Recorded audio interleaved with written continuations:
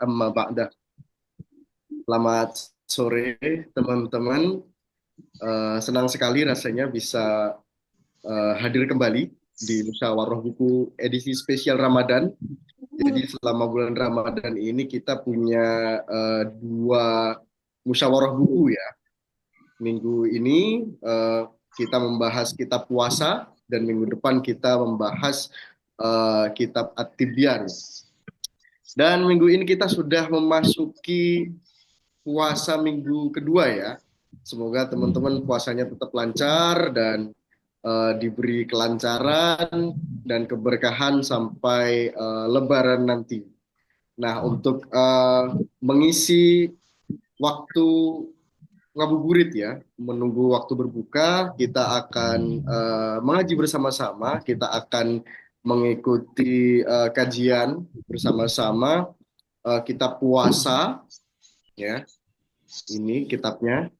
Jadi teman-teman yang belum punya kitab ini silahkan check out kitabnya, bukunya di uh, link melalui link yang sudah dikirim di kolom chat. Jadi buku ini merupakan terjemahan dari dua kitab sebetulnya ya, two in one. Ada kitab Asrarus Saum dan Maqasidus Saum yang disusun oleh Imam Al-Ghazali dan Syekh Izzuddin bin Abdussalam. Tidak hanya itu, di dalam buku ini kita juga eh, akan mendapatkan apa ya? Kita akan membaca gitu. Dilengkapi juga buku ini oleh 30 tanya jawab kontemporer yang disusun oleh tim Turas Pustaka berkolaborasi dengan Bincang Syariah. Nah, sore hari ini kita akan membahas buku ini lebih dalam tentunya bersama Ustadzah Aini Aryani. Assalamualaikum Ustadzah. Waalaikumsalam warahmatullahi wabarakatuh. Bagaimana kabarnya Ustadzah? Baik ya? Alhamdulillah, alhamdulillah sehat. Yeah. Alhamdulillah. Terima kasih Ustadzah sudah menyempatkan waktunya di sela-sela kesibukan. Oke. Dan tentunya teman-teman, saya tidak perlu lagi mengenalkan beliau karena tentunya teman-teman sudah akrab ya dengan beliau. Beliau sangat aktif sekali mengisi berbagai kajian baik offline maupun online di berbagai forum ya, di kampus-kampus, di pesantren dan di lembaga-lembaga begitu. Dan buku ini yang lebih spesialnya lagi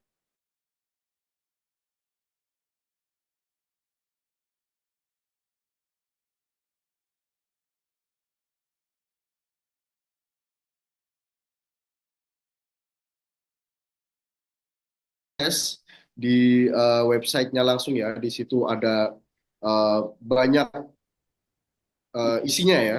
Ada kajian-kajian, ada eh, buku-buku PDF begitu dan juga artikel begitu. Nah, em, tanpa berlama-lama, teman-teman, kita akan persilahkan Ustazah Aini Aryani untuk membahas, untuk menyampaikan materi terkait kitab puasa ini. Untuk itu, kepada beliau disilakan. Monggo, Ustazah. Terima kasih. Bismillahirrahmanirrahim. Assalamualaikum warahmatullahi wabarakatuh. Alhamdulillahirabbil alamin wal aqibatu lil muttaqin wala udwana illa 'alal zalimin wassalatu wassalam ala nabiyyina Muhammadin wa ala alihi wa sahbihi ajma'in amma ba'd. Alhamdulillah jamaah sekalian, Bapak dan Ibu sekalian yang dirahmati Allah Subhanahu wa taala, ini kita sudah masuk di pekan kedua Ramadan ternyata tanpa terasa gitu ya. Dan di tangan saya terima kasih Turas Pustaka sudah mengirimkan buku ini, menarik sekali karena buku ini tidak hanya membahas fikih puasa dari sudut pandang fikihnya ya, tapi juga dari sisi tasawufnya. Sangat sangat kental ini tasawufnya. Ya, kita lihat saja dari penulisnya saja Imam Ghazali gitu kan. Jadi beliau luar biasa kalau sudah membahas tentang fikih yang dinuansakan dengan tasawufnya. Dan kalau hari ini saya diminta untuk membahas kitab puasa buku ini, namun boleh juga nanti kita diskusikan materi yang juga menjadi pelengkap atau penjelasnya. Dan yang menarik di sini, di buku ini, saya mungkin langsung ke halaman 4 gitu ya. Kalau pengantarnya, saya udah punya orangnya gitu ya. Jadi nanti saya minta pengantar ke orangnya aja. Nah, ini di halaman 4, Masya Allah. Ada beberapa hadis yang dikutip di sini. Yang pertama adalah as-saumu nisfus sabri, bahwa puasa itu adalah separuh dari kesabaran. Ini betul-betul 1000% kita pasti sepakat ya. Kenapa? Karena dalam puasa itu kita punya banyak tuntutan-tuntutan yang hanya bisa diselesaikan dengan sabar gitu ya. Kadang ada banyak hal yang tidak bisa dapat solusinya kecuali hanya dengan kesabaran saja. Apalagi puasa kita diwarnai dengan banjir dan bencana lainnya begitu, dan itu juga hanya bisa kita hadapi dengan sabar dan memohon sama Allah semoga kita tidak ditimpa dengan musibah tersebut. As-sabru nisful iman, kesabaran adalah separuh iman. Kemudian di sini juga di halaman 6. Walladzi nafsi biyadih. Rasulullah bersabda, walladzi nafsi biyadih, dan demi zat yang menggenggam jiwaku, kata Nabi Muhammad SAW. La khalufu fammis shaim atyabu 'indallahi min rihil misk. Bahwa aroma khas mulut orang yang berpuasa, kata Nabi Muhammad, itu atyab, lebih disukai, lebih baik di sisi Allah daripada aroma minyak kasturi. Dan inilah kenapa para ulama dalam madhab asy-syafi'iyah memakruhkan, mengatakan bahwa makruh hukumnya kalau ada yang melakukan siwak atau sikat gigi, pembersihan mulut setelah tergelincir matahari alias setelah masuknya waktu zuhur. Mereka mengatakan bahwa alasannya biasanya aroma mulut yang khas dari orang puasa ini bisa kita bedakan antara bau mulut karena nggak pernah sikat gigi dengan orang yang rajin sikat gigi tapi tetap punya aroma khas gitu. Ada asam-asamnya lah gitu ya buat orang yang tidak melakukan menelan apapun dari subuh sampai siang. Biasanya siang aroma mulutnya ada aroma khas mulut orang yang puasa. Nah, agar aroma ini tidak hilang, maka para ulama dalam madzhab Syafi'i itu menyatakan makruh hukumnya kalau kita mau sikat gigi setelah lewat zuhur. Kalau sebelum zuhur, mubah-mubah saja. Kalau mau yang afdal, sebelum subuh. Jadi kalau sebelum subuh itu afdal, kalau setelah subuh sampai sebelum zuhur itu mubah, kalau sudah lewat zuhur, itu nanti masuknya ke makruh. Ya. Dan bersumber dari hadis ini. Yang tadi bahwa aroma mulut orang puasa lebih disukai oleh Allah. Kemudian di hadis berikutnya lagi dalam buku ini, lil jannati babun yuqalu lahu rayyan la yadkhuluhu illa shaimun. Nah, ini ada suatu tiket VIP buat orang-orang yang suka berpuasa.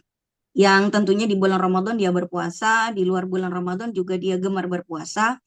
Ada satu tiket VIP buat mereka gitu. Ada karena apa? Karena disediakan eh, surga khusus untuk para orang yang berpuasa yang bernama Jannatul Rayyan. Ar-Rayyan itu ya. Pintu Ar-Rayyan namanya. Kemudian ini farhatun 'inda iftarihi wa farhatun 'inda liqa'i rabbih. Bahwa orang yang berpuasa itu punya dua farhah, dua kegembiraan. Kegembiraannya kapan? Farhatun 'inda iftarih. Satu kebahagiaan ketika dia sudah masuk ke waktu maghrib. Ini luar biasa ini. Bahagianya luar biasa ya. Sebetulnya yang ditunggu di waktu maghrib itu bukan sekedar buka korma dan nasi dan lain sebagainya. Ausnya itu loh Bapak Ibu tuh ya. Wah gitu. Makanya di antara beberapa hadis yang berkaitan dengan doa buka puasa itu adalah zahabal dhama'u wa batallatil 'uruq wa thabatal ajru insyaallah. Yang artinya zahabal dhama'u, telah hilang dahaga saya. Wa batallatil 'uruqu, dan telah basahlah tenggorokan saya gitu. Karena apa? Karena yang paling ditunggu oleh orang yang berpuasa itu ya tentunya kalau buka puasa itu minumnya gitu kan. Dan ngejar sunnah nabinya tentunya dengan kurma yang tadi 3 biji tadi. Nah, cuman jamaah sekalian, ya mungkin kita akan bahas sedikit ya tentang makan minum di sebagai buka puasa. Begini, Memang kita itu diperintahkan oleh Nabi untuk menyegerakan berbuka puasa. Menyegerakan berbuka puasa itu bahasa Arabnya adalah ta'jil, ta'jilul iftar. Dari kata ajjala yu'ajjilu ta'jil, ala wazni fa'ala yufa'ilu taf'il. Tapi kadang-kadang makna takjil di bahasa Arab ke bahasa Indonesia itu terjadi pergeseran. Nah, kalau dalam bahasa Arab takjil itu merupakan suatu tindakan. Tindakan menyegerakan berbuka tanpa menunda-nunda. Tapi kalau di Indonesia kan takjil ini menjadi sebuah jenis makanan. Dari mulai biji salak, ya, teh sosro, sirup marjan, dan lain sebagainya itu jadi takjil. Apalagi dengan sekian varian gorengan yang tersedia di atas meja hidangan. Jadi kalau misalnya kita bilang bagi-bagi takjil, itu kalau dalam orang Arab dengarnya gitu bagi-bagi takjil, mungkin agak bingung untuk mencernanya karena mereka menganggap kenapa menyegerakan kok dibagi-bagi gitu kan? Yang dibagi-bagi itu harusnya benda.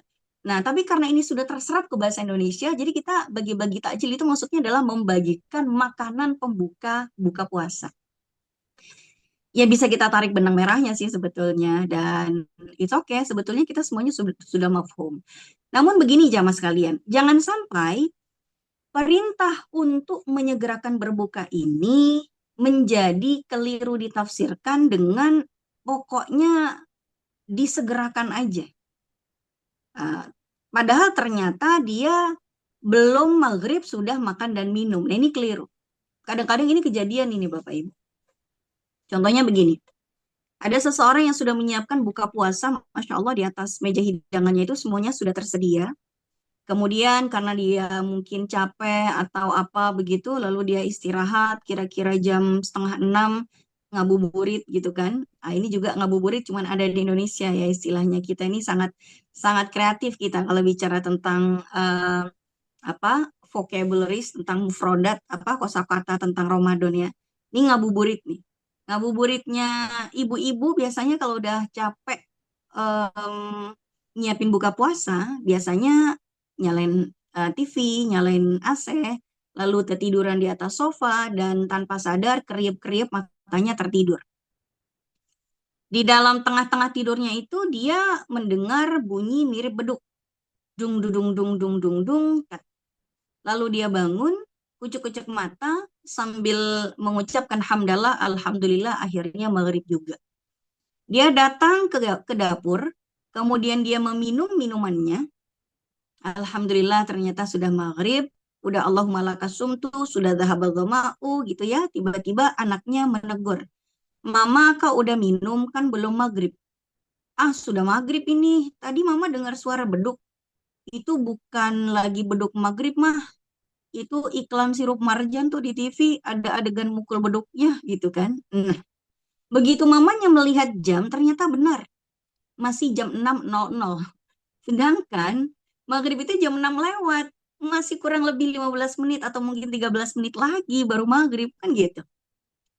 Pertanyaannya adalah bagaimana hukum puasanya si ibu tadi? Apakah dia itu batal atau tidak? Jawabannya batal. Kenapa batal? Kan itu nggak sengaja. Kurang sengaja apa? Dia datang ke dapur, dia nuang air ke gelas, dia minum, dia Allahumma lakasum tuh, dia dhahabadhama'u gitu loh. Memang dia meniatkan untuk membatalkan karena dia pikir sudah maghrib. Jadi nggak bisa dibilang nggak sengaja. Kalau nggak sengaja itu begini. Ada orang lagi puasa siang-siang dia nguap. Nguapnya lebar banget, nggak ditutup mulutnya, masuk lalat sebiji glek, itu namanya nggak sengaja. Itu pun batal gitu. Itu pun batal karena segala yang masuk ke dalam badan kita yang loss ke dalam perut itu membatalkan sengaja atau tidak sengaja. Bedanya dosa atau nggak dosa gitu ya. Namanya juga nggak sengaja ya nggak dosa, tapi batal wajib qadha. Nah kalau yang tadi ya anggaplah misalnya dia mudah-mudahan nggak dosa ya Allah, saya tidak ada niatan merusak puasa saya. Tapi ya lalai, lalainya apa? Lalai menentukan waktu maghrib hanya berdasarkan dung dung dung dung dia minum. Padahal kan ada jam tangan, ada jam di HP, ada jam dinding. Makanya kalau di bulan Ramadan jamaah sekalian jam dindingnya tolong disetel yang pas gitu minitnya. Karena kadang-kadang jam-jam dinding di rumah-rumah orang tuh beda ruangan, beda menitnya gitu ya. Ini hati-hati nanti. Nah, jamaah sekalian, ini batal. Bisa nggak kita samakan dengan kasus yang tadi nih dengan orang yang lupa? Nggak bisa. disamain aja deh dengan orang yang lupa biar nggak batal. Nggak bisa. Karena ini kasusnya yang tadi tuh bukan lupa. Kalau orang lupa yang tidak batal tuh begini. Dia tidak sadar bahwa dia sedang berpuasa. Dia minum, dia makan gitu kan. Habis itu gimana? Habis itu dia diingetin sama temennya, emang lagi nggak puasa? Oh iya, astagfirullahaladzim gitu kan. Ah, itu orang yang lupa, yang disebut oleh Nabi man akala nasiyan. Siapa yang berpuasa tapi lupa puasa terus dia makan minum falyutima saumahu, maka hendaklah dia itu menyempurnakan puasanya sampai maghrib. Fa innama at'amahu Allahu wa saqahu, karena sesungguhnya Allah lagi pengen ngasih dia makan dan minum. Nah, ini adalah orang yang paling hoki ya Bu ya di bulan Ramadan tuh ya, hoki banget gitu kan. Kenapa? Karena orang yang lagi makan dan minum di siang hari bulan Ramadan itu luar biasa lah nikmatnya. Pahalanya nggak berkurang, puasanya nggak batal, laparnya hilang, kenyang, ausnya juga hilang gitu. Dan ya mungkin boleh kali kalau habis tarawih kita minta ya Allah kasihlah besok lupa jam 3 gitu ya. Boleh nggak kita doa kayak gitu? Ya kalau minta mah boleh aja, soal Allah mau ngasih apa enggak ya urusan besok. Cuman yang jadi masalah jangan pura-pura lupa. Ini anak-anak sekolah biasanya banyak pura-pura lupanya Bapak Ibu. Ya, ketika Bapak dan Ibunya nggak ada di rumah, dia makan. Begitu Bapak Ibunya datang, kok nggak puasa nak? Astagfirullah, lupa mah gitu ya. Ah, ini anak bandel nih kayak gini nih. Ya kalau dia belum balik, ya udahlah biar jadi kenangannya dia nanti di masa depan bahwa dia pernah badung kan gitu kan. Ah, oke, baik. Jamaah sekalian, yang terjadi tadi itu adalah dia sengaja berbuka puasa sebelum maghrib, walaupun mungkin dia merasa itu sudah maghrib, tapi ada kelalaian yang dia lakukan yaitu tidak make sure, tidak mengkonfirmasi bahwa itu sudah maghrib. Jadi kalau nanti kita misalnya lagi buka puasa di luar, misalnya kan ini biasanya kalau bulan puasa banyak yang bukber Bapak Ibu ya. Ini kalau bukbernya nanti di mall atau mungkin di tempat yang jauh dari masjid, yang mungkin tidak akan dengar azan dari masjid. Biasanya kalau udah meja hidangan itu tersedia, udah pada duduk, udah tinggal nunggu azan, kita pasti menunggu satu aja. Nunggu satu yang nyeletuk udah maghrib gitu kan. Ini kalau sampai ada yang nyeletuk, udah maghrib, oi, jangan langsung minum, make sure dulu jam berapa, lihat jadwal imsakiyah. Ini kehati-hatian kita tuh.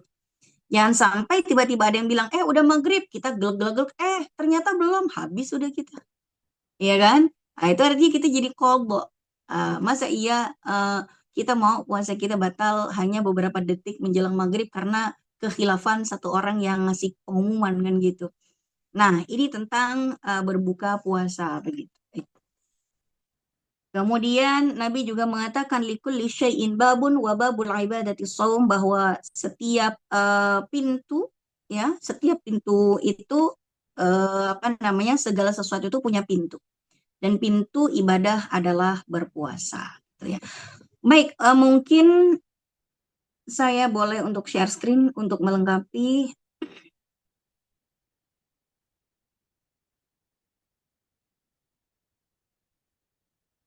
Ini agar Ramadan kita tidak sia-sia ini bagaimana? Nah, ini sebetulnya sesuai dengan tema yang ada di flyer yang disiapkan sama panitia.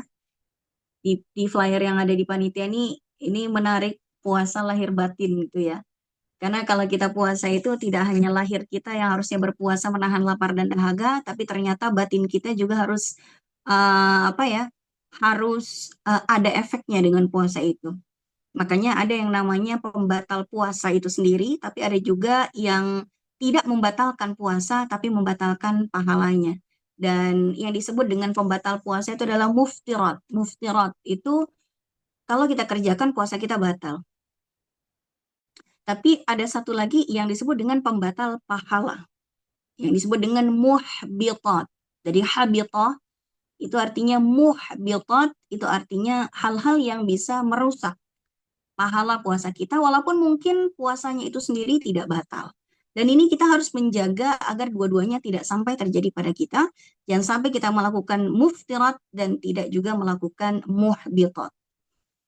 Yang pertama, nah ini jemaah sekalian, ini juga godaan banget ya di bulan puasa, karena habis sahur biasanya selain kenyang, orang kalau kenyang itu ngantuk gitu. Sedangkan godaannya, ini kan kita dilarang sama Nabi tidur pagi ya. Tapi ya gimana nggak tidur pagi, orang makannya sahur. Dan sahur itu biasanya yang disantap itu nasi. Dan orang Indonesia kalau nggak makan nasi, ditanya udah makan apa belum? Belum, Bapak Ibu ya. Jadi yang penting nasinya banyak. Kelebihan kalori pada akhirnya ngantuk gitu. Nah, kadang-kadang ada yang mencari dalil pembenaran. Dalil pembenarannya adalah ini dia biasanya. Ini dia. Naumus shaim ibadah. Tidurnya orang puasa adalah ibadah. Akhirnya dikatakan bahwa, oh berarti kalau banyak-banyakan tidur, itu berarti kita paling lebih banyak lagi mengumpulkan pahala. Lebih banyak tidurnya, lebih banyak pahalanya, kan gitu ya. Apakah benar seperti itu? Ya tapi kalau misalnya kita lihat dari redaksinya, dari matan hadisnya, ini kok kayaknya berbeda dengan fakta di masa Nabi dan para sahabat begitu. Karena apa? Karena di bulan Ramadan, di masanya Nabi Muhammad dan para sahabat, bulan Ramadan kok justru malah lebih produktif ya, gitu. Produktifnya itu antara lain kalau kita lihat kemenangan-kemenangan peperangan itu justru terjadinya di bulan Ramadan gitu. Perang pertama ya terbesar, perang terbesar pertama yang dimenangkan oleh umat Islam itu kan perang Badar. Perang Badar itu terjadinya di bulan Ramadan. Bayangkan kalau misalnya pas lagi perang, bayangkan kalau kita lagi perang, tiba-tiba para jenderalnya, misalnya Nabi selaku pemimpin, ayo para sahabat kita segera siap-siap nih, ya musuh udah mau datang. Tar dulu Nabi, tar aja dah tidur dulu gitu kan. Ah, ini kita nggak jadi perang tuh, ya kan? Begitu juga Fathu Makkah. Fathu Makkah yang terjadi, penaklukan kota Makkah yang terjadi pada tahun berapa itu? 8 ya. Pada tahun ke-8 Hijriah, itu juga terjadinya kan di bulan puasa, di bulan Ramadan. Kalau misalnya banyak-banyakan tidur, nggak nyampe-nyampe perjalanan Nabi dan para sahabat dari kota Madinah menuju Mekah untuk menaklukkannya. Tapi ternyata nggak banyak-banyakan tidur juga. Malah tetap produktif, walaupun memang di tengah perjalanan banyak diriwayatkan para sahabat nggak kuat dan membatalkan, dan itu diperbolehkan oleh Nabi, ya. Anggaplah seperti itu, tapi bukan banyak-banyakan tidur pas lagi orang lagi puasa. Kita juga bisa melihat dari founding fathers kita, Bung Karno, Bung Hatta, dan semuanya itu yang terjadi pada 17 Agustus tahun 1945. Konon di tanggal itu jatuhnya juga di bulan Ramadan ya. Kalau Bung Karno sama Bung Hatta itu disuruh bacain teks proklamasi, ternyata bilangnya entar aja habis terawih lah, saya mau tidur dulu gitu ya. Kita nggak jadi merdeka Bapak Ibu. Di jam 10 pagi dipegang Saan Timur saat itu gitu kan. Tapi ternyata orang-orang salafus salih itu tidak banyak-banyakan tidur gitu. Nah, maka bagaimana mengambil benang merahnya? Ketika misalnya ada satu hadis, walaupun hadis ini dinyatakan dhaif, sebagian ulama mengatakan hadis ini dhaif, sebagian lagi mengatakan hadis ini palsu secara riwayatnya, karena ada satu perawi yang dianggap bermasalah gitu ya, tapi hadis dhaif itu masih boleh diamalkan dengan beberapa syarat. Syarat yang pertama, hadis dhaif itu yang pertama dia tidak mengandung unsur halal dan haram. Yang kedua, tidak mengandung unsur akidah.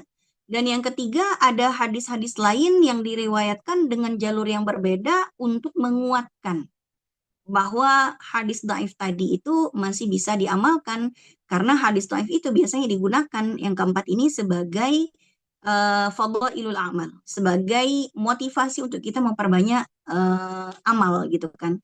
Sehingga Imam Nawawi Al-Bantani, ini kita punya ulama negeri lokal nih yang mendunia di masanya, yang bernama Imam Nawawi, beliau dari Banten. Gitu ya. Sama dulu juga kita punya dari Padang, namanya Syekh Yasin Al-Fadani. Ya, beliau juga menjadi tokoh yang mendunia di masa itu ya, yang circle-nya adalah ulama-ulama dunia pada saat itu. Imam Nawawi Al-Bantani menuliskan dalam satu kitabnya Tanqihul Qul,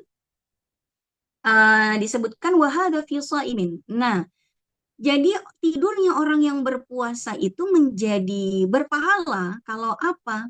Yang mana dia tidak membatalkan puasanya dan tidak merusak puasanya dengan ghibah. Ya.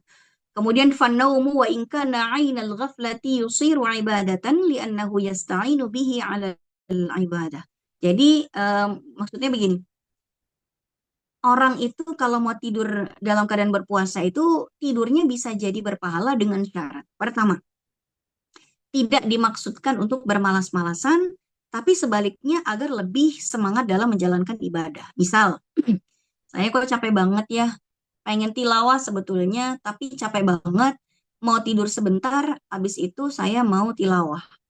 Atau misalnya saya nanti malam mau itikaf, biar pas lagi itikaf nggak ngantuk melulu, saya mau tidur siang. Nah, tidur siangnya ini ditujukan, dimaksudkan biar nanti malam bisa itikaf lebih berkualitas. Aduh, biasanya saya terawih nguap-nguap mulu di dalam terawih. Mungkin karena ngantuk, saya mau tidur siang. Biar nanti malam terawih saya nggak ngantuk gitu kan. Kemudian diniatkan untuk menutupi porsi tidur yang kurang di malam hari karena qiyamul lail dan lain-lain. Jadi kalau misalnya kita qadarullah malam itu asyik sekali kita ya berqiyamul lail sampai-sampai mungkin kita hanya sempat tidur 1 jam 2 jam. Yang mana tubuh kita ini punya hak untuk diistirahatkan lebih dari itu. Maka kemudian misalnya kita udah qiyamul lail, udah sahur, udah sholat subuh, udah zikir, udah sholat duha, habis sholat duha tidur. Nah tidurnya ini untuk memberikan hak pada badan kita supaya badan kita tidak ringkih gara-gara kekurangan istirahat. Ini juga masuk dalam kategori berpahala. Dan yang ketiga, tidurnya ini digunakan untuk menjaga diri dari hal yang tercela. Jadi kalau misalnya kita lagi diajak bergibah, ini biasanya yang sering diajak bergibah ibu-ibu nih. Ini walaupun saya perempuan tapi ngaku ini memang gibah itu luar biasa ya. Ah, jadi kalau misalnya kita diajak bergibah, lalu kemudian kita menolak, aduh mohon maaf ya Jeng, saya ngantuk banget, saya mau tidur aja. Nah dengan tidurnya kita, si ibu-ibu tadi nggak jadi ngajakin kita untuk bergibah. Nah maka tidurnya kita itu malah dapat pahala. Kenapa? Karena dengan tidur itu kita jadi terhindar dari perusak pahala puasa, yaitu riba. Karena nggak mungkin orang itu mengajak orang tidur untuk berriba. Gitu ya. Ini gibah ini memang ini ya ibu-ibu ya.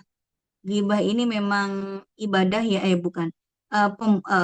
Suatu kegiatan yang tidak pernah diniatkan dari awal tapi terbawa suasana aja itu gibah.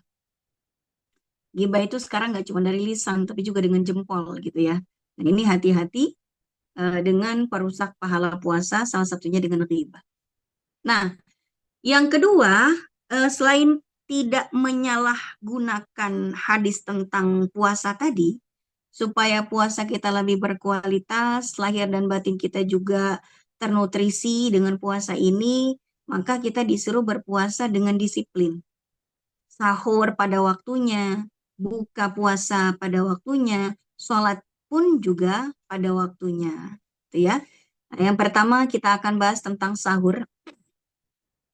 Dahulu kala, ketika di awal-awal pensyariatan puasa, puasa itu tadinya dimulai dari malam. Begitu seseorang itu udah buka puasa, dia sempat tertidur sebentar, itu sudah mulai lagi puasanya. Tapi pada akhirnya Allah berikan kasih sayang kepada kita. Kemudian diperturun ayat ini yang menyatakan bahwa masih boleh makan dan minum sampai terbit fajar sodik alias petanda datangnya waktu subuh.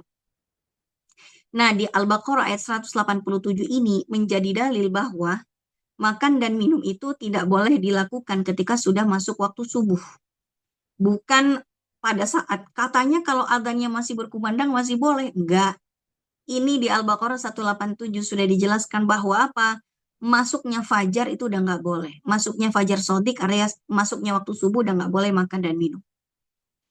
Maka di Al-Baqarah 187 ya, di salah satu selipan ayatnya itu disebutkan, wa kulu washrabu, makanlah dan minumlah.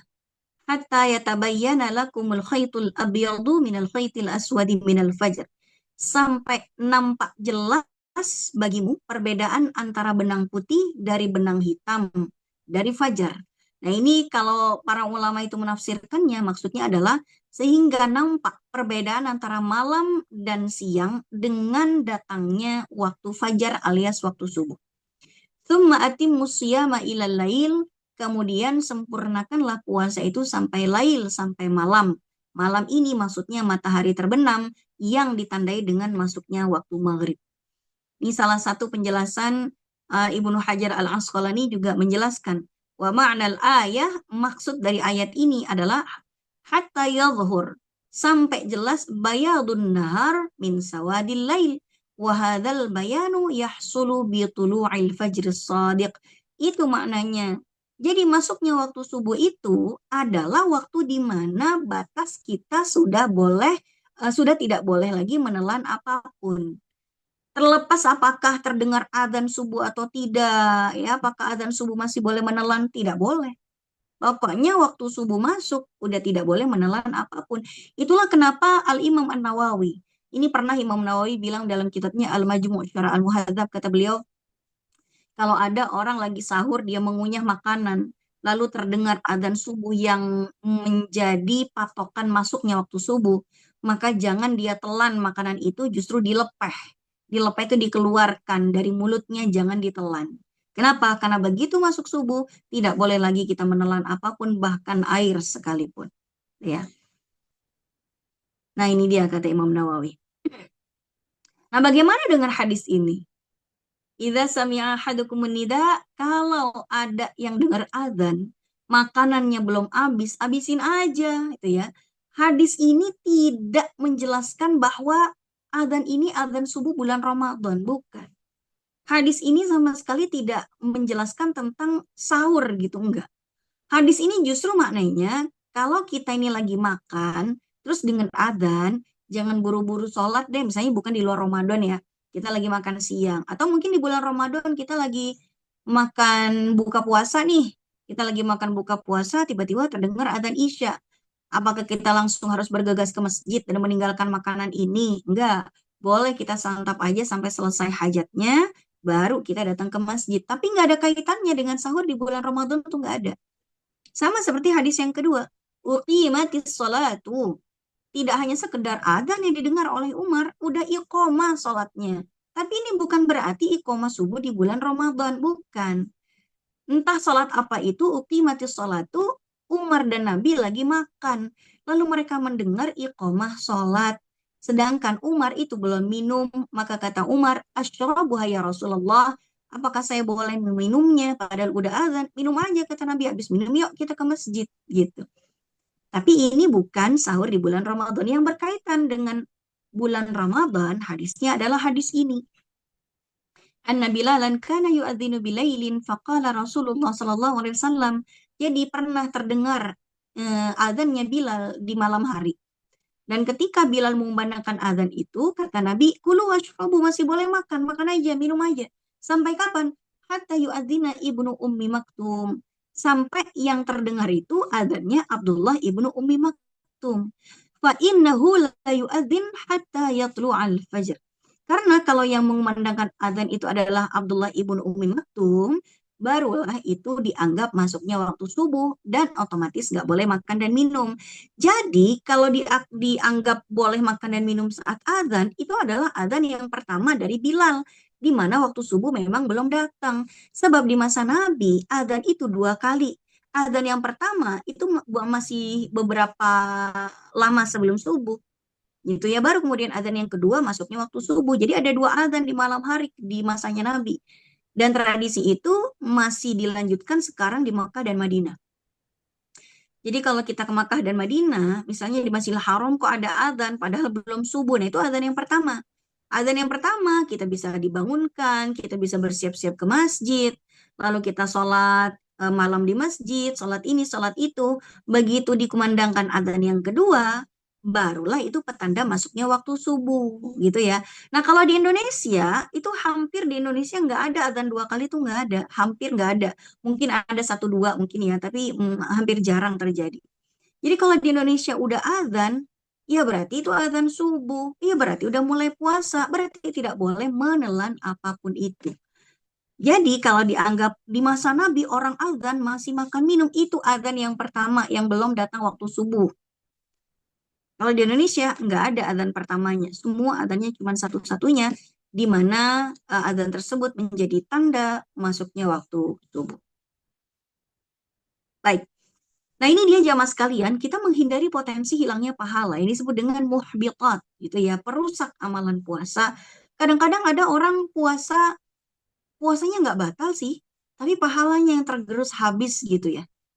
Ini kalau bisa dibilang nih tindakan-tindakan muhbitot ini tindakan yang korosif gitu ya, yang menggerogoti pahala kita. Dan kadang-kadang tanpa sadar. Maka kata Nabi gitu, kata Nabi gini, kam min shaimin, betapa banyak orang yang berpuasa, laisa lahu min siyami, yang dengan puasanya dia nggak dapat apapun. Illal ju' wal 'atash, kecuali cuman lapar sama haus aja gitu ya. Dia nggak dapat apa-apa kecuali lapar sama haus. Pahala, apa kabar pahalanya? Allahu a'lam.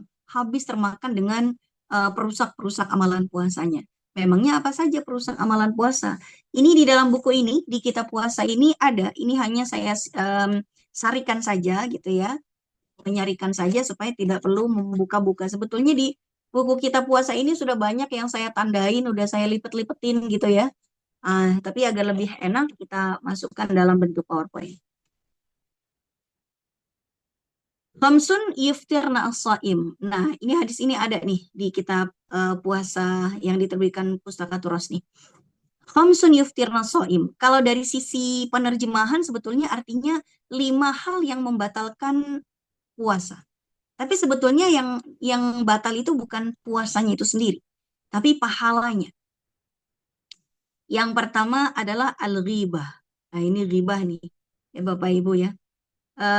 Hati-hati nih, karena kadang-kadang nggak ada lah orang keluar dari rumahnya itu nawaitul ghibah lillahi ta'ala gitu, nggak ada ya.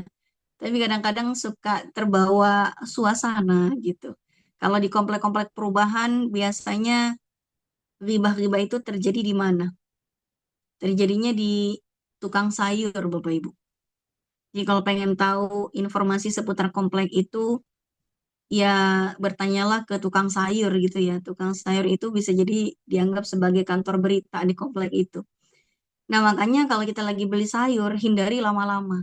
Karena potensi jiwanya tuh besar gitu. Dengan berribah, bisa pahala kita itu habis ya. Ibaratnya gini, kita tuh kalau berbuat baik, seperti misalnya puasa. Anggaplah kita kan puasa nih dari subuh sampai maghrib ya. Kita mengumpulkan pahala itu seperti sedang memegang bejana atau memegang ember lah begitu, sambil mengisi ember itu dengan tetesan-tetesan air. Anggaplah tetesan air itu tetesan pahala buat kita. Begitu kita udah kumpulin, kumpulin udah setengah penuh, udah 2/3 penuh, udah hampir penuh gitu kan pahalanya. Tiba-tiba kita menusuk ember itu dengan paku panas begitu. Misalnya kalau kita tusuknya dari samping, ya berarti air yang dari atas sampai batas bocornya itu habis tuh airnya. Bayangkan kalau misalnya ember itu kita tusuk di bagian bawah, bisa jadi tidak ada air yang tersisa. Sama dengan kita lagi puasa. Dari subuh kita udah ngumpulin pahala, pahala, pahala, pahala. Begitu ngabuburit, habis asar kayak begini gitu ya, kita malah bergibah. Nah, hasil ribahnya itu bisa menguras pahala yang udah kita tanam, yang sudah kita kumpulkan dari sejak subuh gitu. Betapa meruginya, nggak worth it sama sekali informasi gibah yang nggak penting. Tiba-tiba membuat pahala kita jadi habis semuanya, bocor embernya. Pahala gitu tuh hangus habis. Yang kedua, an-namimah, mengadu domba. Yang ketiga adalah al-kadzib, berdusta. Ini kadang-kadang anak kecil dibilangin sama orang tuanya jangan bohong. Kalau bohong kalau bohong puasanya batal. Jadi sekarang mungkin kalau anak kita mau melakukannya pada anak kita, anak-anak sekarang tuh udah pada cerdas Bapak Ibu. Kalau kita bilang sama mereka, kalau kamu bohong, puasanya batal. Nanti diam-diam dia minum. Makanya kata mama batal sih, aku tadi udah bohong, batal dong. Ngapain aku tetap puasa sampai maghrib? Aku minum aja kata dia, ya kan? Nah harusnya kita bilangnya bukan bukan puasanya yang batal, tapi pahalanya yang batal atau pahalanya yang tergerus, yang habis atau berkurang, gitu. Jadi jangan bilang batal, karena anak kecil sekarang tuh udah pada pinter-pinter gitu. Wanadhru syahwah, memandang lawan jenis dengan cara yang syahwat, wal yamin al-kadhibah, dan sumpah palsu. Sebetulnya dosa-dosa atau perbuatan ini tuh kalau kita bilang mau dibilang dosa besar kayaknya enggak ya. Tapi mungkin kita bilang dosa yang tidak tidak terlalu berat seperti zina dan lain sebagainya itu saja itu bisa membuat pahala puasa kita itu jadi tergerus. Gimana kalau yang dilakukan itu adalah dosa besar. Apa yang menjadi konsekuensinya kalau kita melakukan dosa besar? Ini dia dosa besar yang menjadi konsekuensinya. Qala Rasulullah sallallahu alaihi wasallam, "Inna ummati lam yakhizu ma aqamu syahra Ramadan." Ketika Nabi bersabda begini, sesungguhnya umatku, kata Nabi, tidak akan terhina selama mereka mendirikan bulan Ramadan. Seorang sahabat bertanya, "Ya Rasul, memangnya ada orang yang terhina di bulan Ramadan?" Lalu Nabi menjawab, ada, yaitu orang yang melakukan intihakul maharim fihi min zina fihi aw syariba fihi khamran la'anahullah wa man fis samawati ila mithlih minal haul. Jadi orang yang berbuat dosa besar seperti zina, minum khamr dan semacamnya itu bisa mendatangkan laknat dari Allah dan para malaikat penjaga langit. Laknatnya Allah tersebut itu dan para malaikat itu berlangsung sampai berapa lama? Tidak tanggung-tanggung 1 tahun lamanya. Fa'in mata, jadi laknatnya tersebut saat orang tersebut melakukan dosa besar di bulan Ramadan, lalu turun laknat Allah, kemudian sampai kapan laknat Allah itu akan berhenti kepada dia? Sampai datang Ramadan tahun berikutnya. Maka kalau seandainya dia meninggal dunia sebelum datang Ramadan yang berikutnya, nih kata Nabi nih, fa'in mata qabla ayyudrikahu Ramadan, kalau dia meninggal sebelum Ramadan berikutnya itu datang, apa yang jadi konsekuensinya? Berarti dia meninggal dalam keadaan laknat Allah masih berlaku baginya. Dalam waktu yang laknat Allah belum berakhir. Lam tabqalahu 'indallahi hasanatun yattaqi bihan nar. Entah apa yang bisa menyelamatkan dia dari api neraka karena dia meninggal dalam keadaan masih dalam masa laknat gitu. Fattaqu syahra Ramadan. Maka bertakwalah di bulan Ramadan. Kenapa? Fa innal hasanati tudha'afu fihi ma la tudha'afu fi ma siwahu. Karena di bulan Ramadan ini memang kebaikan-kebaikan itu dilipat gandakan. Pahalanya itu bisa berkali-kali lipat, bisa berpuluh kali, ratusan kali bahkan. Tapi ingat, wa kadzalika sayyi'at, demikian pula perbuatan buruk. Perbuatan buruk di bulan Ramadan itu tentu lebih besar dosanya dibandingkan jika dosa itu dilakukan di luar bulan Ramadan.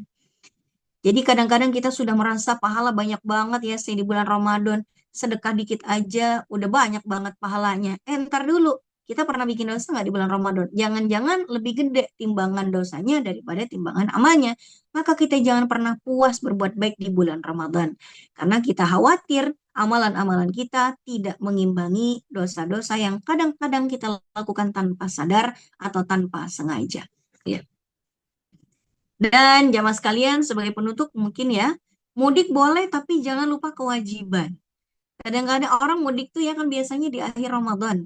Ini di 10 akhir Ramadan sebetulnya potensi Lailatul Qadarnya kan besar. Tapi malah digunakan untuk mudik. Ya nggak apa-apa, silaturahmi itu juga adalah pahala yang diganjar banyak ya pahalanya. Tapi jangan sampai kita lupa dengan kewajiban. Kewajiban apa? Yang pertama, kalau kita membatalkan puasa karena musafir, jangan lupa dibayar qadha puasanya sebelum datang Ramadan tahun berikutnya. Karena kalau sampai datang berarti nanti kita kena kafarat fidyah sebagai denda keterlambatan. Yang kedua, sholatnya juga. Jangan sampai di bulan Ramadan ini, gara-gara kita ributkan dengan mudik, di rest area itu hampir semua masjidnya itu ngantri, lalu kita dengan santai nggak usah sholat aja dulu gitu kan. Puasa tapi nggak sholat, hati-hati ya. Kualitas puasanya nanti jadi terganggu. Memang puasa dan sholat itu adalah dua ibadah yang terpisah, ya, yang independen sendiri satu sama lain itu tidak saling terkait. Tapi kalau ada orang nggak puasa, kalau ada orang yang puasa tapi nggak sholat, ya wallahu alam, apakah Allah ridho kepadanya, apakah Allah akan menerima puasanya atau tidak. Kalau ternyata menggugurkan kewajiban, iya, menggugurkan kewajiban, tidak wajib mengqadha. Orang yang puasa tapi nggak sholat, puasanya nggak batal memang, tapi pahalanya apa kabar? Ridhonya Allah dapat apa enggak gitu. Kenapa? Karena kita sebetulnya tujuan kita untuk berpuasa ini apa? Tujuan inti dari puasa kita adalah untuk minta ridhonya Allah Ta'ala. Makanya di setiap malam bulan Ramadan kita tuh dianjurkan untuk berdoa dalam rangka untuk mencari Lailatul Qadar. Allahumma inna nas'aluka ridhaka wal jannah wa na'udzubika min sakhatika wan nar. Ya Allah, aku memohon kepada Engkau ridhamu apa namanya, ridho kawal jannah. Kita minta ridhonya Allah baru minta jannahnya. Karena dengan mendapat ridhonya Allah kita dapat surganya Allah, gitu ya. Jadi kita masuk surga itu bukan hanya sekedar amalan pahala kita, tapi karena ridhonya Allah Ta'ala. Kalau kita menyombongkan diri, pahala saya udah banyak pasti masuk surga. Jangan sampai nanti kita kecele gitu ya, zong nanti gitu. Ternyata ibadah-ibadah kita pahalanya nggak seberapa. Yang ternyata yang membuat kita masuk surga itu adalah rahmatnya Allah yang bersumber dari keridhaannya. Maka apapun yang kita lakukan selama bulan Ramadan ini, selama berpuasa, maka semuanya kita niatkan untuk ridhonya Allah. Kira-kira kalau saya begini Allah ridho atau tidak? Kira-kira kalau saya begini Allah marah atau tidak? Kira-kira demikian, mungkin sudah jam 5. Mas Faizul, saya kembalikan waktu dan media Zoom. Mungkin ada yang perlu didiskusikan kembali, silahkan. Baik, terima kasih Ustazah atas materinya yang luar biasa sekali. Jadi kita ini puasa bukan sekadar menahan lapar dan haus ya, tapi sebenarnya lebih dari itu yang kita cari adalah ridha Allah. Jadi ketika puasa kita tidak dilakukan secara all out, maka ya sayang begitu ya. Oke, teman-teman silahkan menyampaikan pertanyaan, boleh raise hand maupun melalui kolom chat. Kita punya waktu kurang lebih 28 menit ya. Dan juga seperti biasa teman-teman, saya ingin mengingatkan bahwasanya setiap musyawarah buku kami menyediakan 2 eksemplar buku gratis nanti yang akan diberikan kepada 1 orang penanya terbaik dan 1 orang yang memberikan insight terbaik melalui story Instagram atau melalui feed Instagram. Dan juga tentu saja teman-teman yang belum memiliki buku ini bisa uh, langsung check out di link yang sudah dikirim di kolom chat. Untuk itu kita langsung masuk ke uh, pertanyaan. Ustazah, ini ada pertanyaan dari Kak Diki M. Wijaya. Assalamualaikum Ustazah. Izin bertanya, kenapa di dalam kitab Sirrul Asror disebutkan para ulama melakukan khalwat? Apakah ini tafsir hadis Nabi mengencangkan ikat pinggangnya 10 hari terakhir Ramadankah? Apakah orang awam wajib juga berkhalwat saat berpuasa? Bagaimana Ustazah? Jadi khalwat itu nggak semuanya bisa melakukannya. Mau itu istilahnya khalwat, mau itu istilahnya uzlah, mau itu istilahnya tahannus gitu ya. Itu kan hampir-hampir mirip semuanya. Bahkan orang yang, apalagi zaman sekarang, Pak Faizul.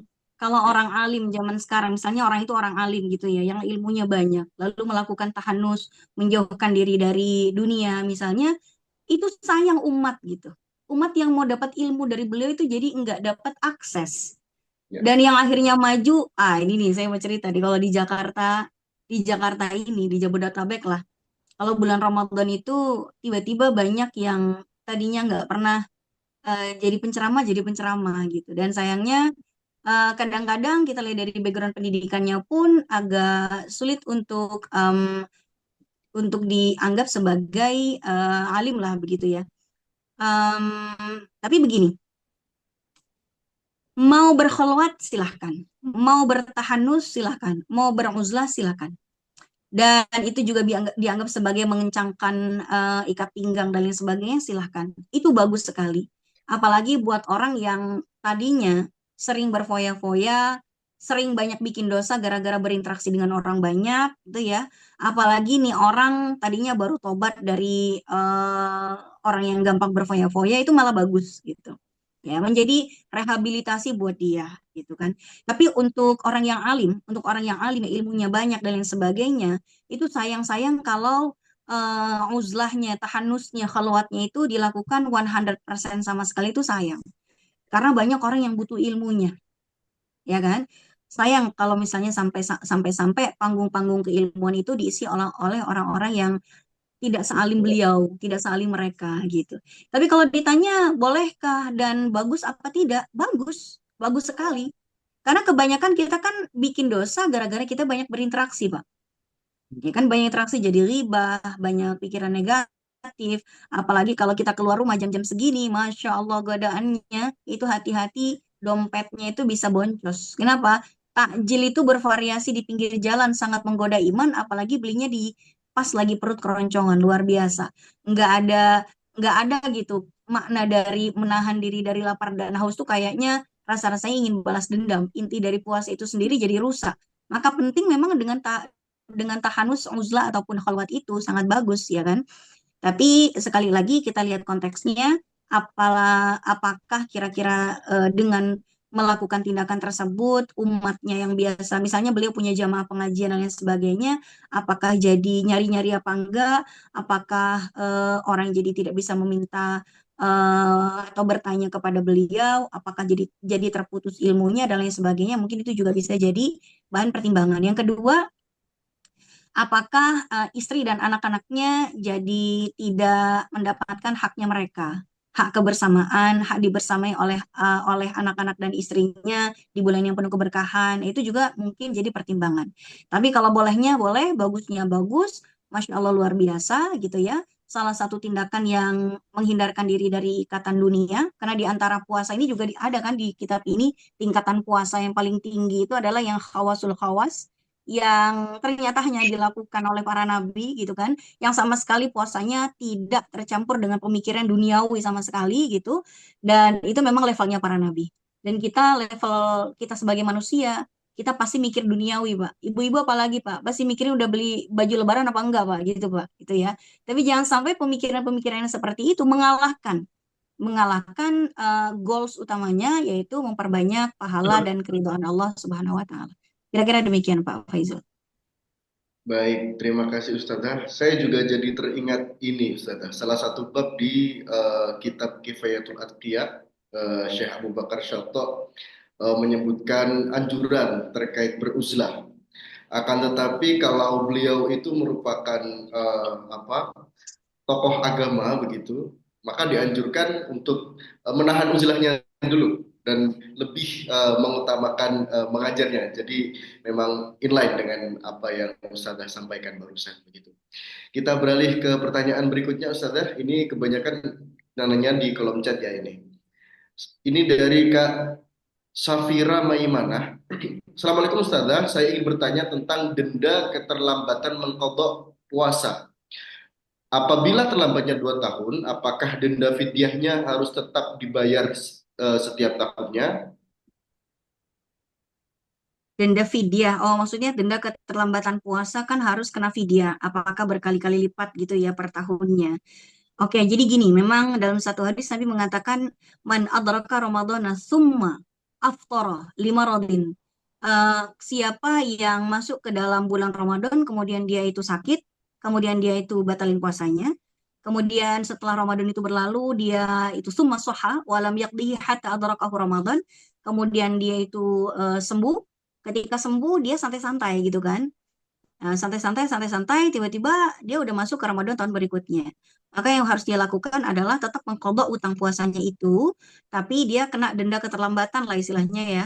Kafarat karena keterlambatan, karena kelalaian. Kalau lalai, kalau misalnya ada uzur syar'i kan tidak ada dendanya. Kalau lalai itu berarti kena fidyah.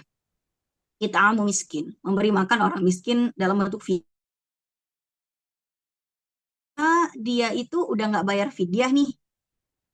Terus itu keterlambatannya itu bukan cuma 1 tahun, ya kan? Ternyata hutangnya itu, misalnya gini, saya kasih contoh.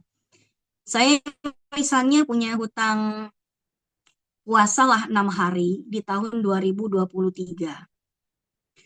Kemudian di 2023 itu begitu masuk Syawal harusnya saya bisa mengqadha puasa saya. Tapi karena saya misalnya masih masih berada di jahiliyah lah begitu ya, males banget namanya puasa, masuklah saya ke Ramadan tahun 2024. Saya belum mengkodoknya juga. Berarti kan saya wajib mengkodok tadi utangnya berapa sih? 6 apa 7? Anggaplah 6 ya gitu. Berarti saya masih punya kodok 6 hari di tahun 2023 dan saya kena denda bayar fidyah kepada 6 orang miskin. Nah, begitu saya masuk ke 2025, saya belum bayar juga tuh kodok puasa, parah banget ya. 6 hari di tahun 2023 belum saya bayar pula sampai saya masuk ke Ramadan tahun 2025 ini gitu. Nah, pertanyaannya, itu kan saya tetap wajib qadha yang 6 hari tahun 2023 kan. Tapi fidyahnya itu kena kelipatan apa enggak? Kan tadinya saya 2024 saya kena bayar fidyah kepada 6 orang miskin. Nah, apakah di 2025 dapat kelipatan? Nah, kalau qadhanya itu enggak ada kelipatan. Qadhanya itu tetap 6 hari tetap. Di 2023 begitu ke tahun-tahun berikutnya enggak berdouble-double qadhanya. Tapi fidyahnya, kalau dalam mazhab Syafi'i itu kan berlaku kelipatan kan. Kalau di mazhab Hanafi nggak berlaku kelipatan. Tapi kalau misalnya dalam mazhab Syafi'i kan berlaku kelipatan. Berarti tadinya 6 fidyah di tahun 2024, ke 2025 belum dibayar juga. Berarti fidyahnya jadi 6 kali 2. Jadi 12 fidyahnya gitu. Nah, makanya fidyah itu harus segera dibayarkan gitu kan. Kita punya waktu 11 bulan, 12 bulan dalam setahun. Kalau qadha puasa kita punya waktu 11 bulan. Kalau fidyah kita punya waktu 12 bulan. Karena kita bisa membayar fidyah di bulan Ramadan. Berbeda dengan qadha. Kalau qadha kita nggak bisa membayarnya di bulan Ramadan. Kira-kira demikian. Jadi jangan ditunda-tunda. Tapi begini buat ibu tadi yang nanya, kalau misalnya sekiranya ibu tadi terlambatnya bukan karena lalai bu, tapi karena uzur syar'i, itu tidak perlu bayar denda keterlambatan. Karena gini, kalau misalnya ya di tahun 2023 saya kasih contoh, 2023 haid, punya utang 6 hari. Tiba-tiba pas bulan Syawal udah mau mulai qadha puasanya, qadarullah dia hamil. Hamilnya tidak memungkinkan dia untuk berpuasa karena mungkin hamil hamil masih trimester pertama, biasanya dilarang untuk puasa dulu sama dokter, takut bayinya tuh malnutrisi dan lain sebagainya. Lalu setelah dia hamil masuk lagi Ramadan tahun 2024 dalam kondisi menyusui, dan itu masih ASI eksklusif pastinya. Nah, kemudian dia masuk lagi ke 2025, qadarullah hamil lagi, gitu kan. Berarti kan penundaan qadha yang dia lakukan bukan karena lalai, tapi li'udhrin syar'iyyin. Ada udzur syar'i di mana dia menunda qadhanya itu bukan karena lalai dong. Tapi karena apa? Ya karena ada udzur syar'i yang Allah tetapkan padanya. Jadi dia nggak kena sebetulnya. Fidyah tadi itu nggak kena. Cukup dia mengkodok puasanya begitu nanti uzur syar'inya sudah selesai. Lalu segera dia mengkodok tanpa ditunda-tunda. Udah nggak hamil lagi, udah selesai menyusui anaknya, segeralah dia mengkodok tanpa harus membayar denda fidyah. Karena denda fidyah sebagai denda keterlambatan hanya bagi mereka yang menunda kodok puasanya sampai Ramadan tahun berikutnya dengan adanya kelalaian yang disengaja. Kira-kira demikian, Ibu. Baik, terima kasih Ustazah. Semoga cukup jelas ya Kak. Oke, kita beralih ke yang bertanya langsung Ustazah. Ini ada Kak Lana yang sudah raise hand. Saya persilakan Kak Lana. Baik, Assalamualaikum warahmatullahi wabarakatuh. Waalaikumsalam warahmatullahi wabarakatuh. Selamat sore. Sebelumnya, terima kasih atas kesempatan yang telah diberikan dan terima kasih juga atas ilmu yang telah disampaikan. Saya Jad Agil Malakusuma, mohon izin bertanya kepada Ibu Ustazah Aini Aryani LC. Sebagaimana yang telah dijelaskan tadi, mohon izin bertanya Ustazah sehubungan dengan tema pada sore hari ini yakni puasa lahir dan batin. Eh, yang ingin saya tanyakan Ustazah, bagaimana konsepsi puasa batin dalam perspektif bulan puasa ini Ustazah? Itu yang pertama. Untuk yang kedua, bagaimana agar menjaga batin ini agar tidak mengurangi pahala puasa? Mohon arahnya Ustazah. Terima kasih. Wassalamualaikum warahmatullahi wabarakatuh. Selamat sore. Waalaikumsalam Selamat warahmatullahi sore. Ya, puasa batin di sini maksudnya adalah bagaimana agar batin kita itu tetap ternutrisi dengan hal-hal yang kita lakukan selama berpuasa. Tapi kita bisa juga menafsirkan dengan makna yang lain gitu ya. Ini yang bikin judul sebetulnya panitia nih Pak. Ini harusnya saya nanya sama panitia nih. Puasa batinnya kayak gimana nih gitu ya. Tapi kalau kita bisa ambil kesimpulannya, kalau puasa lahir itu kita menghindarkan batalnya puasa dari hal-hal yang bisa membatalkan seperti menghindari makan, menghindari minum, menghindari berhubungan badan, menghindari hal-hal yang lainnya yang bisa membatalkan puasa. Sedangkan yang berpuasa batin dalam artian kita meminimalisir seminimalisir mungkin, seminim-minimnya untuk meninggalkan hal-hal jangankan yang haram, yang makruh saja kita tinggalkan. Demi agar puasa kita ini lebih berkualitas dan agar batin kita merasakan efek baik dari puasa itu sendiri. Di mana-mana kan orang banyak yang bilang gini, kita ini puasa salah satu hikmahnya gitu ya. Salah satu hikmahnya biar kita merasakan laparnya orang miskin kan gitu kan. Tapi hikmah tersebut dipatahkan dengan belanja takjil dengan seheboh mungkin menjelang maghrib gitu loh. Bisa nggak kita kalau misalnya ngabuburit, beli tuh sekedarnya saja, makan malam sekedarnya saja, bisa atau enggak? Bisa nggak kita itu tidak terlalu banyak self reward? Nah ini istilahnya anak zaman sekarang nih Pak. Self reward. Dia bikin sesuatu yang baik dikit harus di reward gitu ya.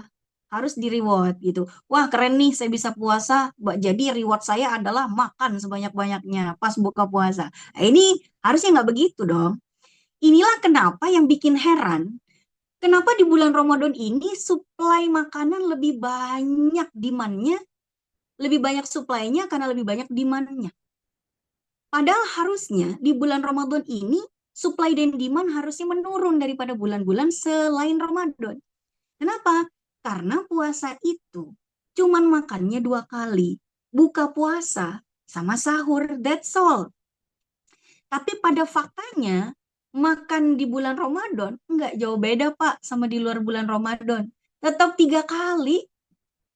Makan pagi maju ke sahur. Makan siang mundur ke maghrib, makan malam mundur ke habis terawih, ya kan? Nah, akhirnya tetap 3 kali juga. Apalagi bukber-bukber ini nih. Bukber-bukber ini lebih banyak sisa makanan yang terbuang daripada yang enggak. Begitu kita ke restoran, wah semuanya kita pesan. Begitu kita belanja war takjil, semua takjil kita beli semuanya. Begitu udah maghrib, kita minum, makan kurma 1 biji saja, ditambah gorengan 2, udah kenyang, sisanya buang. Nah ini nih, kira-kira kita puasa batinnya di mana gitu loh. Harusnya pas maghrib, ya kita makan sebagaimana kita makan malam biasanya di bulan yang lain. Kita biasa makan malam apa sih? Nasi ayam bakar ya udah itu aja. Tapi kan ada takjil ya udah sih takjil kurma 1, 2, 3, gorengan 1, udah selesai. Mau es misalnya es juga segelas doang, nggak harus mangkuk besar juga, nggak akan habis juga, dibuang juga mau bazir lagi. Nah mana puasa batinnya gitu loh. Nah, kemudian katanya biar ada rasa kasihan kepada orang miskin. Jadi kita pengen berbagi pada orang miskin. Coba kita dari hari pertama sampai hari ini. Pernah nggak kita faktoroso iman? Pernah nggak kita itu bagi-bagi buka puasa sama orang yang miskin? Ya kan? Jadi misalnya gini. Ketika misalnya apa namanya kita ingin berpuasa batin nih, agar batin kita bisa lebih empati kepada orang yang kelaparan, ya kan? Kalau kita empati pada orang yang kelaparan, apakah kita sekedar kasihan-kasihan? No, kita harus melakukan do something yang jelas, ya, tindakan yang lebih real begitu. Kita berbagi sama orang miskin, bukan hanya misalnya, oh, berarti nanti saya kasihan sama orang miskin ya, aduh kasihan ya orang miskin ternyata begini ya rasa laparnya, tapi nggak bantu. Nggak kalau kayak gitu.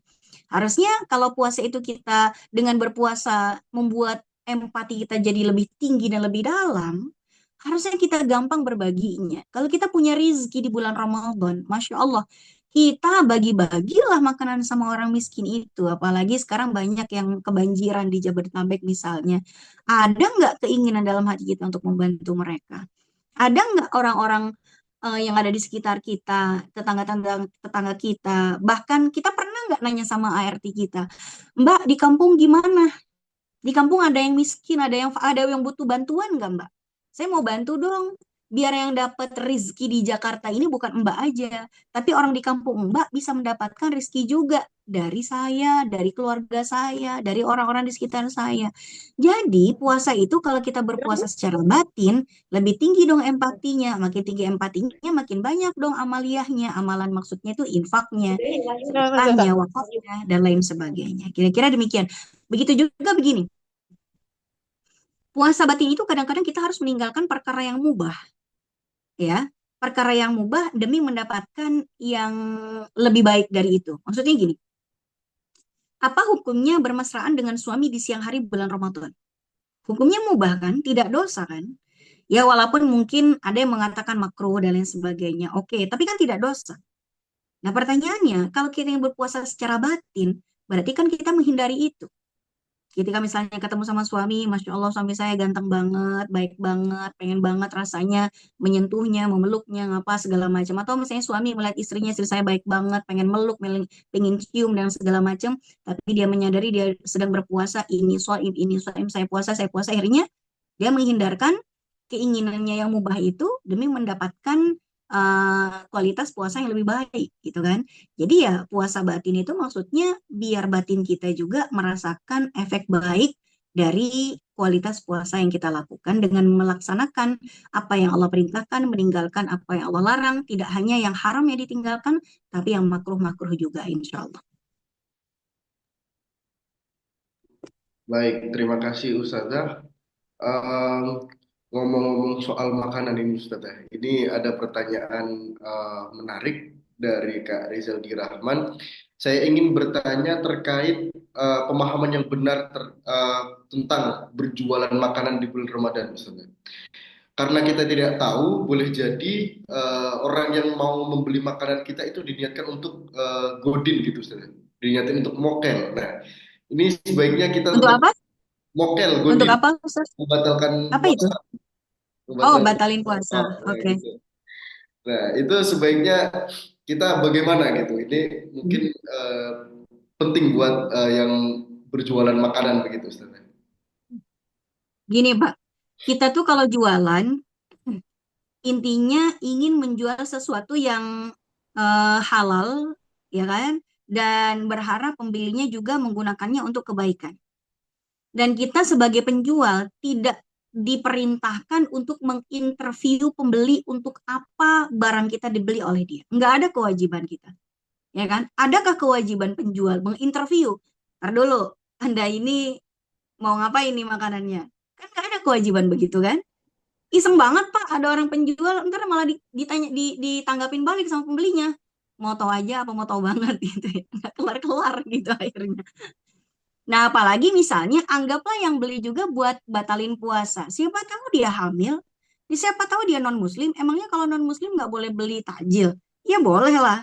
Kadang-kadang non-muslim Pak, itu saking pengennya war takjil, dia pakai gamis Pak, biar nggak dilarang sama penjualnya gitu loh. Ya kan boleh-boleh saja sebetulnya. Jadi penjual itu wajibnya hanyalah menyediakan makanan yang halal, gitu ya, yang tayyib, yang baik, yang tidak membahayakan kesehatan, tidak menipu pembeli dengan cara membuatnya dengan cara yang tercela, misalnya ya, dengan cara tercela itu maksudnya dengan cara yang kotor dan lain sebagainya, semuanya dilakukan dengan penuh amanah, maka dia tidak wajib untuk mengetahui dan mencari tahu apa landasan pembelinya untuk membeli makanannya. Jikapun ternyata pembelinya membeli makanan kita untuk tujuan yang maksiat gitu ya, ternyata dia beli untuk batalin puasa sama pacarnya lagi, di hotel lagi, berzina lagi gitu kan. Lah itu ya sudah, itu adalah tanggung jawabnya dia.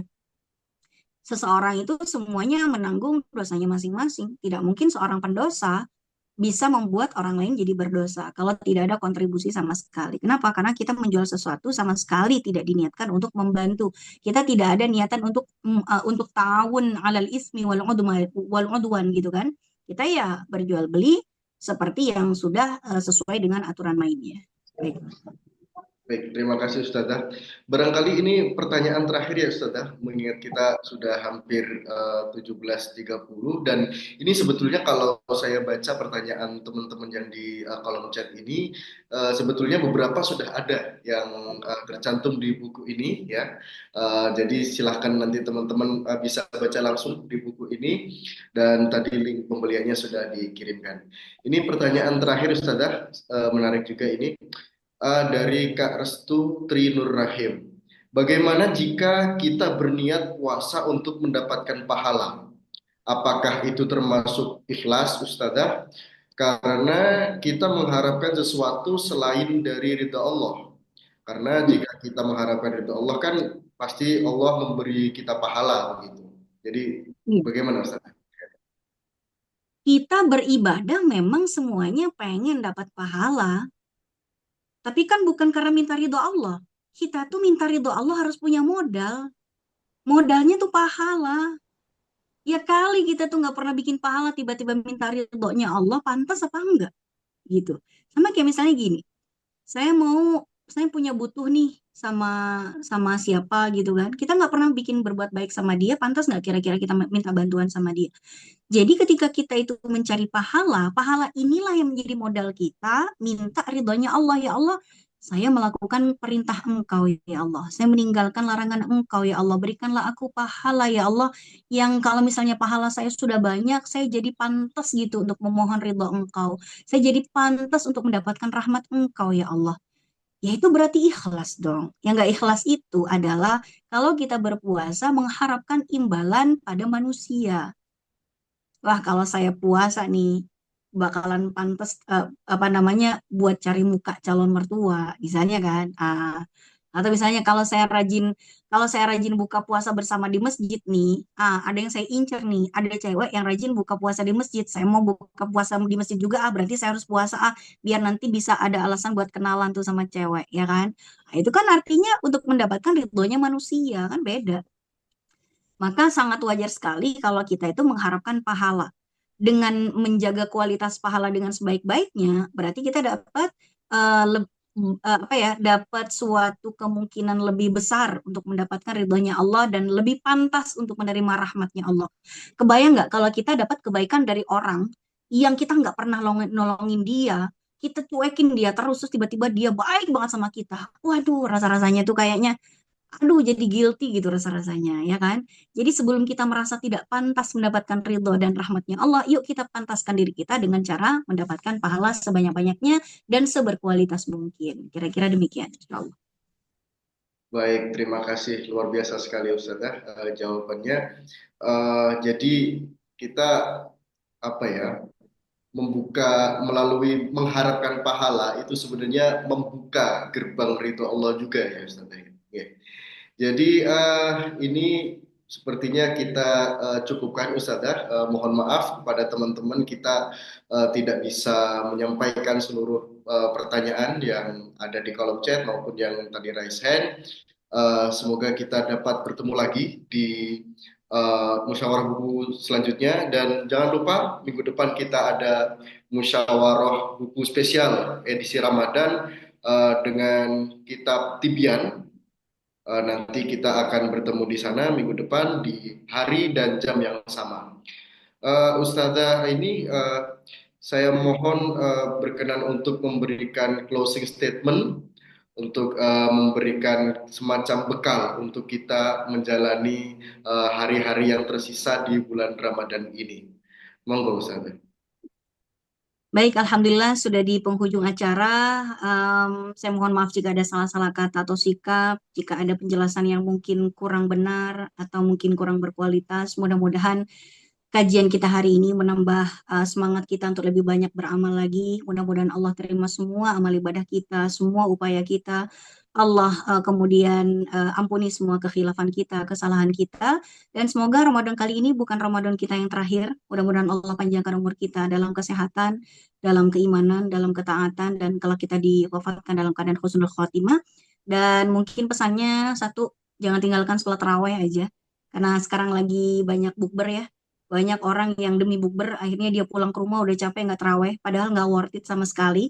pahala yang didapatkan selama bukber, entah apakah seimbang dengan pahala tarawih yang ditinggalkan, karena tarawih ini adalah satu-satunya ibadah yang paling identik dengan Ramadan. Tidak pernah kita bisa menikmatinya kecuali di bulan Ramadan. Bukber bisa kita lakukan di luar Ramadan. Puasa bisa kita lakukan di luar Ramadan. Tilawah, hataman, witir, dan lain sebagainya itu semuanya bisa di luar Ramadan. Tapi satu yang hanya bisa kita nikmati di bulan Ramadan yaitu sholat tarawih. Mudah-mudahan kita tidak pernah putus kecuali memang karena adanya udzur syar'i semata. Baik, itu saja mungkin Pak Faizul. Saya mohon izin pamit. Saya harus menyiapkan buka puasa untuk keluarga. Saya izin pamit. Wassalamualaikum warahmatullahi wabarakatuh. Waalaikumsalam warahmatullahi wabarakatuh. Terima kasih juga atas waktunya sudah berkenan menemani kami, dan terima kasih juga teman-teman sudah bergabung di musyawarah buku kali ini. Kurang lebihnya mohon maaf. Kami akhiri. Wallahul muwaffiq ila aqwamit thoriq. Wassalamualaikum warahmatullahi wabarakatuh. Waalaikumsalam warahmatullahi Waalaikumsalam wabarakatuh. warahmatullahi Terima wabarakatuh. kasih.